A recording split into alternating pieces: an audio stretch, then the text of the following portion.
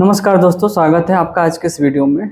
अभी कुछ दिन पहले सुप्रीम कोर्ट का एक डिसीजन आया था कि आयुर्वेद के जो चिकित्सक हैं वो एमबीबीएस के समान वेतन के हकदार नहीं हैं। जब से यह फैसला आया है, आयुर्वेद के से जुड़े लोगों में इस फैसले की काफ़ी चर्चा है। काफ़ी इस पे डिबेट भी हो रहे हैं कि यह फैसला जो है आयुर्वेद के हित में है या नहीं है। यह फैसला जो है माननीय सुप्रीम कोर्ट के द्वारा दिया गया है। आज का वीडियो सुप्रीम कोर्ट के इस फैसले के न तो खिलाफ है न तो विरोध में है, और चूँकि माननीय सुप्रीम कोर्ट का फैसला इससे सर्वमान्य है। यह फैसला जो है गुजरात सरकार के द्वारा एक अपील दायर की गई थी, उसी का है। तो इस वीडियो में हम सिर्फ आपको तथ्यों से अवगत कराएंगे, जो भी उस डिसीजन में जो सुप्रीम कोर्ट का जो जजमेंट है उसमें हम जो उन्होंने मेंशन किया हुआ है।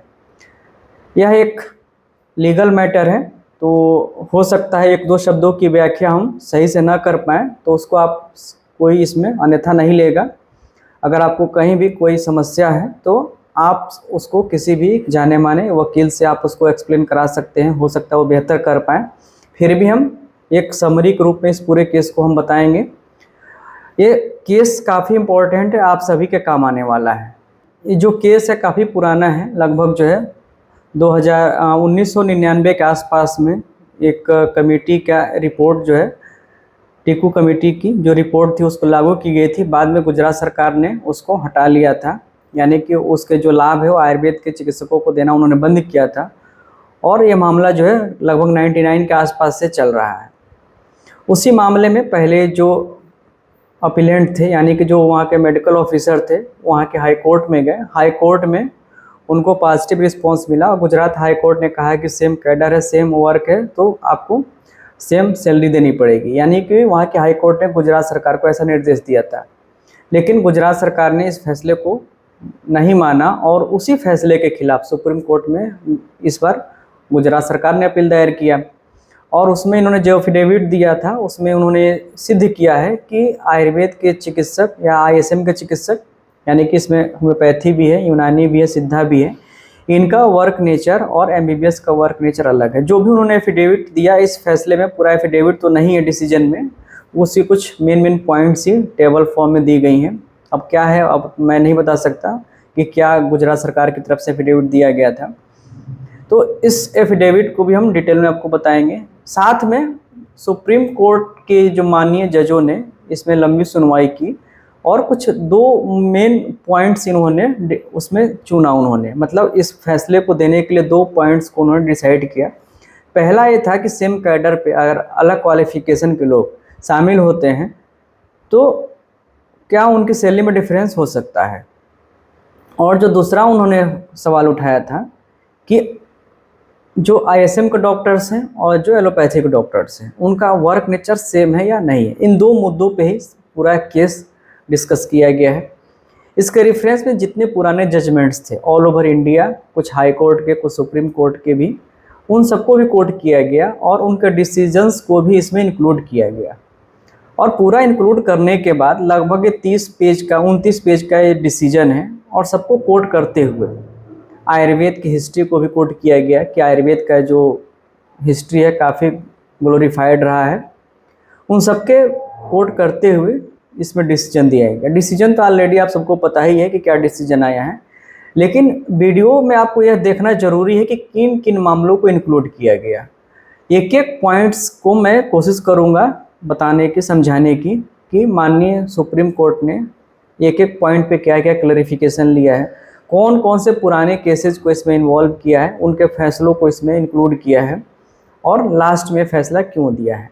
तो चलिए देखते हैं इस वीडियो को, पूरा डिटेल में हम आपको बताते हैं। वीडियो काफ़ी लंबा है लेकिन आप लोग पूरा देखिए, क्योंकि इससे जानकारी आपको बहुत सारी मिलेंगी इसमें, क्योंकि ये बहुत ही इम्पोर्टेंट फैसला है। अगर आप आईएसएम से, आयुर्वेद से, यूनानी से, होम्योपैथी से जुड़े हैं तो निश्चित रूप से आप सभी के फ्यूचर के लिए एक माइलस्टोन इसे कहा जा सकता है। वर्तमान में यह फैसला तो सिर्फ गुजरात सरकार का ही था, लेकिन यह चूँकि सुप्रीम कोर्ट का फैसला है और इसको जो है एक नज़ीर माना जाता है, तो हो सकता है भविष्य में जो भी राज्य सरकारें हैं इस फैसले को नज़ीर मानते हुए अलग अलग सैलरी स्ट्रक्चर बनाएं, आयुर्वेद का, यूनानी का, होम्योपैथी का या एमबीबीएस का। तो इससे हो सकता है अच्छा भी हो सकता है अच्छा ना भी हो। तो देखिए पूरा डिसीजन, जो भी आपकी राय हो आप लोग कमेंट बॉक्स में दे सकते हैं, लेकिन जो भी आप कमेंट देंगे वो मर्यादापूर्ण भाषा में देंगे, क्योंकि यह जो डिसीजन लिया गया माननीय सुप्रीम कोर्ट का द्वारा लिया गया है। ऐसा ना हो कि आपके कमेंट से, आपकी भाषा से किसी भी निर्णय की अवमानना हो। तो चलिए डिटेल में हम आपको बताते हैं इस निर्णय को। तो ये केस जो है सुप्रीम कोर्ट का है, जिसमें डिटेल है in the supreme court of India civil appellate jurisdiction, और इसका नंबर यहाँ पे आप देख सकते हैं। जो अपीलेंट्स थे स्टेट ऑफ गुजरात और रिस्पोंडेंट थे doctor PA. Bhatt and others. तो जो ये अपील दायर किया गया था एक गुजरात सरकार की तरफ से था, और इसमें रिस्पोंडेंट थे वो मेडिकल ऑफिसर थे, जो इसके पहले वाले डिसीजन में जो गुजरात हाई कोर्ट में लड़ा गया था उसमें वो अपीलेंट थे। यहाँ पे वो जीत गए गुजरात हाई कोर्ट से, लेकिन उस फैसले के खिलाफ गुजरात की सरकार ने सुप्रीम कोर्ट में ये अपील दायर की थी। तो ये ध्यान रखने की बात है आपको कि ये गुजरात सरकार ने अपील किया था और रिस्पोंडेंट मेडिकल ऑफिसर हैं जिनको पिछले फैसले का लाभ मिला था। इसमें और भी बहुत सारे मामले हैं जो सब एक साथ ही ज्वाइंट हैं। जो सिविल अपील था ये पहले ही पैराग्राफ में क्लियर किया गया। This civil appeal arises out of a common order passed by division bench of high court of Gujarat at Ahmedabad. तो जो डिसीजन लिया गया था, डिसीजन आगे आएगा क्या क्या था उसमें। डिसीजन यहाँ पे था कि respondent possessing a degree of BMS bachelor of Ayurveda in medicine and surgery should be treated at par with the doctors holding MBBS degree and that they are entitled to the benefits of the recommendation the Tikku pay commission. ये जो मामला था जिसमें कि high court ने फैसला दिया था, गुजरात हाई कोर्ट ने, कि इनकी भी वर्क नेचर सेम है, सब कुछ सेम है, तो इनकी भी सैलरी जो है जो MBBS डॉक्टर हैं उन्हीं के समान होनी चाहिए, और उसमें कोट किया गया था टीकू पे कमीशन। तो टीकू पे कमीशन का रेफरेंस बहुत बार आता है, तो कुछ हमारी कोशिश ये रहेगी कि अगले वीडियो में हम सबसे ज़्यादा डिटेल में हम आपको यही बताएंगे कि क्या था टीकू पे कमीशन और क्या इसकी रिकमेंडेशंस थी। अभी तो फ़िलहाल इसी फैसले की हम बात करेंगे। सबसे पहला जो है केस था राइज हुआ था on the basis of memorandum of settlement dated, यानी कि 21 अगस्त 1989 को मिनिस्ट्री ऑफ हेल्थ फेयर के रिकमेंडेशन से एक हाई पावर कमेटी गठित की गई थी, जिसके कि चेयरमैन थे RK टिक्कू, और यह कमेटी बनी थी 3/5/1990 को, 3 मई को। और इसका पर्पज़ यही था कि जितने भी इसमें गवर्नमेंट सर्विसेज में जो डॉक्टर्स की नियुक्तियां होती हैं उसमें क्या क्या समस्याएं आती हैं और कैसे उसमें सुधार किया जा सकता है। इसके बाद इसी कमेटी ने 30 मीटिंग्स की during the period from June 90 to October 90, यानी कि लगभग 5 महीने तक इस कमेटी ने अलग अलग मुद्दों पर चर्चा की। इसके लिए 30 मीटिंग की गई, और मीटिंग के बाद जो रिपोर्ट इसके सबमिट की गई थी वो 31 अक्टूबर 1990 को सबमिट की गई थी, लगभग 5 महीने बाद। और इस में जो रिकमेंडेशन था मेनली जो सर्विसेज डॉक्टर थे holding MBBS degree and post graduate medical degree, तो इस कमेटी में केवल उन्हीं को शामिल किया गया था इस कमेटी की रिपोर्ट में जिनके पास MBBS या MBBS MD की डिग्री थी या सुपर स्पेशलिटी की भी डिग्री थी, सिर्फ उन्हीं को इसमें शामिल किया गया था। जब ये रिपोर्ट सबमिट की गई थी और इसी को ध्यान में रखते हुए ministry of health and family welfare ने एक और कमेटी बनाई, another high power committee under the chairmanship of the very same person Shri RK Tikku. तो वहाँ पे RK टिक्कू की कमेटी बनी थी MBBS के लिए, और सेम वही जब उन्होंने पहले रिपोर्ट पब्लिश कर दी उसके बाद नवंबर में ही, यानी कि 1 ही महीने के बाद एक और कमेटी बनाई, और इसमें भी चेयरमैन सेम पर्सन थे, टिक्कू जी थे। और इसमें मुद्दा क्या था कि जो अदर सिस्टम ऑफ मेडिसिन है, practitioners of Indian system of medicine and homeopathy, इनको लेके जो भी जैसा कि पिछले में था कि कैसे हम बेहतर कर सकते हैं सर्विसेज को लेकर जो ISM के डॉक्टर्स हैं, और इन्होंने 4 महीने बाद अपनी फिर से रिपोर्ट सबमिट की फरवरी 1991 में। और इसमें मेनली जो रिपोर्ट में शामिल किया गया था, इस रिपोर्ट में आयुर्वेद, यूनानी, सिद्धा और होम्योपैथी के डॉक्टर्स को। इसमें जो पहले वाली रिपोर्ट थी उसको गवर्नमेंट ऑफ इंडिया ने एक्सेप्ट कर लिया था 31/10/1990 को, और गुजरात स्टेट ने भी उसी रिपोर्ट को, जो Tikku committee for allopathic doctors थी, मेनली एलोपैथिक वाली, इसको इन्होंने 94 में यानी कि लगभग 3 साल के बाद गुजरात में भी इसको लागू कर दिया गया। और इसके पीछे कारण ये दिया था कि वहाँ पे उस समय, ये 94 की बात है, आज से लगभग जो है 30 साल पहले की बात है, वहाँ पे एलोपैथिक डॉक्टर्स नहीं थे। Allopathic doctors was not available in the state, इसलिए उनको अट्रैक्ट करने के लिए, यहाँ पे साफ साफ लिखा हुआ है, it was necessary to attract talent, उनको अट्रैक्ट करने के लिए टीकू कमेटी की रिपोर्ट को लागू किया गया था नवंबर 94 में। उसके बाद government of Gujarat issued a government resolution bearing, जो नंबर है dated 1199, holding that non MBBS medical officer are also entitled to the benefit. यानी कि जो टीकू रिपोर्ट की जो सिफारिशें लागू की गई थी, सेम वही 1999 में लागू कर दी गई थी नॉन एमबीबीएस मेडिकल ऑफिसर के लिए। और इसके अलावा जो doctors employ state insurance scheme में थे, उन पे भी सेम लागू कर दिया गया। यानी कि 1999 में सबको एक साथ एक स्केल सब कुछ सेम बेनिफिट दिया गया जितने भी मेडिकल ऑफिसर थे। अब जो रिस्पोंडेंट हैं इस मामले में, और यही सेम अपीलेंट थे जो गुजरात हाई कोर्ट में केस चल रहा था, ये जो है community health volunteer medical officer scheme के तहत जो है गवर्नमेंट ऑफ इंडिया ने इनको एम्प्लॉय किया था, और बाद में absorbed by state of Gujarat in May 1999 में गुजरात सरकार के किसी प्रोग्राम में एब्जॉर्ब कर दिए गए थे। इन्होंने 4 जो है पिटीशंस दायर की सैलरी को लेके या प्रमोशन को लेके, साथ में और भी लोग जुड़ गए। A separate writ petition was filed by medical officers Ayurveda association comprising of persons initially appointed as medical officer. और इसमें जो है कॉमन एक और जो बाद में ऑर्डर पास हुआ, by a common order dated 26 July 2012, a learned जज of the high court allowed all the writ petitions holding that doctors having degree in alternative system of medicine are entitled to be treated at par with the doctors holding MBBS degree. यानी कि जो सुविधाएं आप MBBS doctor को दे रहे हैं, वही सुविधाएं आप जितने अल्टरनेटिव सिस्टम है, बीएमएस है, बीएचएमएस है या बीओएमएस है या सिद्धार्थ के, उनको सेम आपको देनी पड़ेगी। इसके बाद गुजरात स्टेट ने, वहाँ की गवर्नमेंट ने इंट्रा कोर्ट अपील किया, और इस अपील में एक और जो फैसला आया उसके हिसाब से गुजरात सरकार ने ये जो आदेश था 1999 वाला, यानी कि सबको समान सैलरी और प्रमोशन देना है, उसको इन्होंने विथड्रा कर लिया।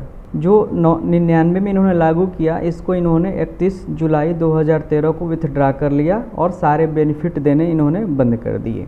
लेकिन उसके बाद फिर ये मामला हाई कोर्ट में गया और वहाँ पे इसको खारिज कर दिया गया। But the division bench of the high court dismissed all the intra court appeals, जो अभी इन्होंने किया था और उसको खारिज कर दिया वहाँ की हाई कोर्ट ने। और उन्होंने यहाँ पे निर्णय दिया, both MBBS and non MBBS doctors form part of the same cadre and hence no discrimination is permissible within the cadre on the basis of educational qualification. यानी कि एजुकेशनल क्वालिफिकेशन चाहे जो भी हो, अगर सेम कैडर पे posting है तो आप उस पर डिस्क्रिमिनेशन नहीं कर सकते, आपको सब कुछ वही सुविधाएं देनी पड़ेंगी। जो दूसरा पॉइंट था, that the non MBBS doctors they are also discharging the same duty, जहाँ पे इन्होंने लिखा भी है अपने फैसले में कि सेम ड्यूटीज और फंक्शंस डिस्चार्ज बाय एमबीबीएस। जो आईएसएम वाले भी वही ड्यूटी करते हैं जो एमबीबीएस वाले करते हैं। Aggrieved by the said order of the division bench of the high court, the state has come up with the above appeals. तो जैसा कि गुजरात की हाई कोर्ट ने सरकार को आदेश दिया था कि आप सारी सुविधाएं आप वही देंगे जो एमबीबीएस को देंगे और जो वो सब पे लागू होगी। उसी फैसले के खिलाफ जो है गुजरात सरकार सुप्रीम कोर्ट गई थी, इन्होंने अपील दायर किया था और बाद में इस पे सुप्रीम कोर्ट में काफ़ी लंबी सुनवाई चली। काफ़ी बड़ा फैसला है, वीडियो थोड़ा सा लंबा भी होगा, आप लोग पूरा देखिए, हर एक पॉइंट को हम क्लियर करेंगे इसी वीडियो में। अब इसमें बहुत से चीज़ों को, बहुत से पुराने केसेस को ओपन भी किया गया था और उन सबको इसमें कोट किया गया था। पहला केस था Delhi municipal corporation versus Ram Naresh Sharma. एक केस था जिसको कि कोर्ट किया गया था कि इसमें भी हाई कोर्ट का जो डिसीजन था कि डिस्क्रिमिनेशन नहीं होना चाहिए, दोनों को सेम लाभ मिलने चाहिए। लेकिन इसमें थोड़ा सा इस फैसले की विवेचना इसमें की गई, तो यह वाला जो केस था राम नरेश शर्मा और दिल्ली एमसीडी का, इसमें था कि यह सैलरी से रिलेटेड मामला नहीं था, ये मेनली रिटायरमेंट का मामला था और इसमें 60 से 65 किया गया था। तो इसका पूरा डिसीजन है, पूरा आप लोग आराम से पढ़िएगा। जो जो मैंने हाईलाइट किया है मैं इसी को ही ग्रुप में पोस्ट कर दूंगा टेलीग्राम में, आप वहाँ से इसको पढ़िएगा हाईलाइटेड पार्ट को। इस फैसले में वही था कि the doctors both under Ayush and CHS render services to patient on this को respect there is nothing to distinguish them, यानी कि सर्विसेज लगभग सेम है, इसलिए आप उसमें डिस्टिंग्विश नहीं कर सकते। इसके बाद जो रिस्पोंडेंट थे उनके वकील ने इस बारे में जो रिपोर्ट दी अपनी, both allopathy doctors and AYUSH doctors are appointed to the post of medical officer following in class 2 of Gujarat Medical Services, that one person with different qualification are appointed to one unified cadre with a common pay scale and government by one set of rules, then at later stage the government cannot make a classification। Respondent के वकील का कहना था कि अगर same scale में same cadre में भले ही क्वालिफिकेशन अलग अलग हो, अगर नियुक्ति होती है तो बाद में आप उन सारी चीज़ों को, टर्म्स कंडीशंस को, सर्विस रूल को आप नहीं बदल सकते। That by the government resolution dated 1/1/1999, जैसे कि हमने कहा था कि इसी समय जो है सबको लागू कर दिया गया था, गुजरात सरकार ने सबको। ये जो टीकू पे कमीशन की रिपोर्ट थी वो आयुर्वेद और एमबीबीएस और ईएसआई में जहाँ भी थे सब पे वही लागू किया गया था। तो पूरे मामले की छानबीन करते हुए मेन 2 पॉइंट्स पे डिसीजन आया। 2 क्वेश्चंस। जो पहला क्वेश्चन था, ये क्वेश्चन इंपॉर्टेंट, इस पे ध्यान देना है क्योंकि पूरा जजमेंट इन्हीं 2 फैसलों पे था। Whether different scale of pay can be fixed for officers appointed to same cadre, यानी कि सेम कैडर पे अगर अलग अलग क्वालिफिकेशन के लोग नियुक्त होते हैं तो क्या उनकी सैलरी जो है पेमेंट सेम हो सकती है या अलग हो सकती है, पहला मुद्दा ये था। और जो दूसरा मुद्दा था, whether allopathy doctors and doctors of indigenous medicine can be said to be performing equal work so as to be entitled to equal pay. तो पहला मुद्दा था कि सेम कैडर में अलग क्वालिफिकेशन के लोग हैं तो उनकी सैलरी सेम होनी चाहिए या अलग होनी चाहिए, और दूसरा मुद्दा था कि इक्वल वर्क करते हैं या नहीं करते हैं। तो मेन 2 ही फैसलों पे पूरा जजमेंट था और 2 ही इन सवालों की विवेचना सबसे ज़्यादा की गई। इसके लिए बहुत सारे कोर्ट के पुराने फैसलों पे भी विचार किया गया। अब सबसे पहला जो सवाल इनका था उस पे विवेचना की जाती है। जो पहला सवाल था, whether different scale of pay can be fixed for officers appointed to the same cadre on the basis of educational qualification possessed by them. अब इसके लिए देखिए बहुत सारे इसमें कोर्ट केसेस का रेफरेंस दिया गया है। जो पहला है the state of Mysore versus P Narasimha Rao, पहला केस है। दूसरा केस है doctor C Girijambal versus government of Andhra Pradesh. जो तीसरा केस है Mewaram Kanaujia versus all India institute of medical sciences. जो चौथा केस है Shyam Babu Verma versus union of India. पांचवा केस है state of Haryana versus Ramchandra. जो अगला है director of elementary education Orissa versus Pramod Kumar Sahu.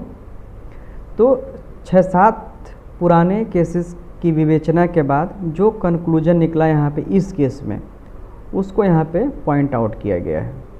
ध्यान से पढ़िए। Therefore, it is clear that the classification based upon educational qualification is not violate of Article 14 and 16 of the Constitution। यानी कि इतना विवेचना करने के बाद जो कंक्लूजन इनका हुआ इस सवाल का कि सेम कैडर पे अगर क्वालिफिकेशन अलग है तो आपकी सैलरी अलग अलग होगी, फिक्स नहीं हो सकती। अब आते हैं दूसरे सवाल पे। दूसरा सवाल था whether allopathy doctors and the respondent practicing alternative system of medicine can be said to performing equal work so as to entitled to equal pay। अब दूसरे सवाल में था कि डिफाइन करना था कि दोनों इक्वल वर्क करते हैं, समान कार्य करते हैं या नहीं करते हैं। इस पे भी बहुत सारे एफिडेविट गवर्नमेंट के द्वारा पेश किए गए।